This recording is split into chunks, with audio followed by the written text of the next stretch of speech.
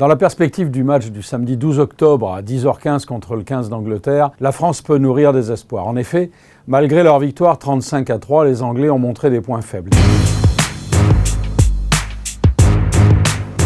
Au sol, avec ou sans le ballon, quand il s'agit d'aller gratter la balle quand elle est dans les mains de l'adversaire ou quand eux-mêmes cherchent à progresser, les Anglais ont été particulièrement indisciplinés, à tel point qu'ils ont été sanctionnés 10 fois, ce qui est beaucoup. Vraiment, au niveau international, c'est la limite à ne pas franchir. Et c'est certainement un endroit où les Français, s'ils sont prompts sur ces points de rendez-vous, c'est-à-dire principalement les rucks, pourront peut-être gratter des ballons, mais surtout récupérer des pénalités.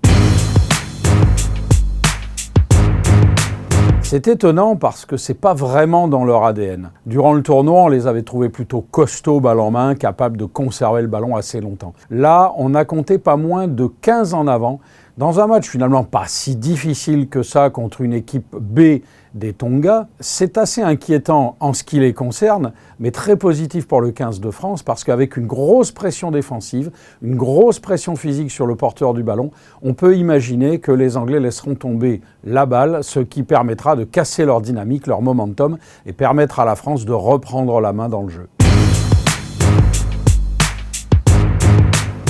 Régulièrement, les Anglais, on le sait, sont maîtres dans l'approche tactique du jeu. Mais là, on a trouvé qu'ils abusaient, principalement avec leur charnière, Youngs-Ford. Farrell étant passé premier centre, lui, il est plutôt là pour trouver des intervalles. Mais on a trouvé que Ford, régulièrement, se débarrassait du ballon plutôt que d'aller trouver des angles très serrés. Quant à Youngs, systématiquement derrière les rucks, dans son camp, même quand l'équipe n'est pas en difficulté, il redonne le ballon à l'adversaire. Alors certes, ce sont des coups de pied dans la boîte, mais très souvent, l'équipe adverse peut relancer. C'est certainement là une chance pour l'équipe de France qui, avec son fond de terrain, arrière et ailier, pourra avoir des ballons de contre-attaque.